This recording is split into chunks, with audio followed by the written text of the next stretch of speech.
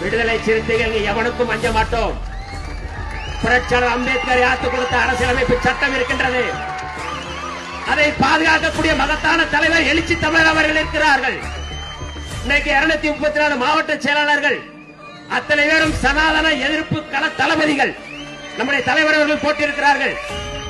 இன்றைக்கு தமிழ்நாட்டிலே இந்திய அரசியலிலே 234 மாவட்ட செயலாளர் இருக்கின்ற ஒரே கட்சி விடுதலை சிறுத்தைகள் கட்சியாகத்தான் இருக்க முடியும். அத்தனை பேரும் சனாதன எதிர்ப்பு களத்திலே, வர்ணாசிரம எதிர்ப்பு களத்திலே, சமூக நீதியை காக்கும் களத்திலே எழுச்சி தமிழர்களுடைய படையணியின் தளபதிகளாக இருக்கின்ற ஒரு மிக முக்கியமான தருணம் 2026. இதை விட நமக்கு வாய்ப்பு கிடைக்காது.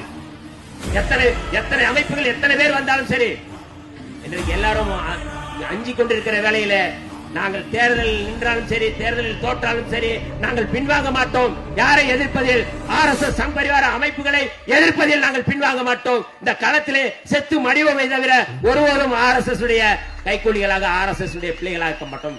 நாங்கள் அம்பேத்கருடைய பிள்ளைகள். எந்த பொறுப்பானாலும் இருக்கலாம்ங்க, எந்த பொறுப்பானாலும். இன்னைக்கு நான் துணை பொதுச் செயலாளர் இருக்கேன், நாளைக்கு எது வேணாலும் இல்லாம இருக்கலாம்.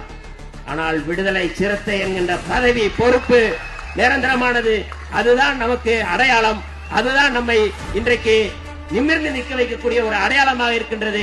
நாம் எழுச்சி தமிழருடைய தலைமையிலே தொடர்ந்து களமாடுவோம். சனாதனத்தை வேற இருக்கும் இந்த களத்தில் நாம் சமரசம் இல்லாமல் களமாடுவோம் என்று சொல்லி வாய்ப்புக்கு நன்றி கூறி விடைபெறுகிறேன்.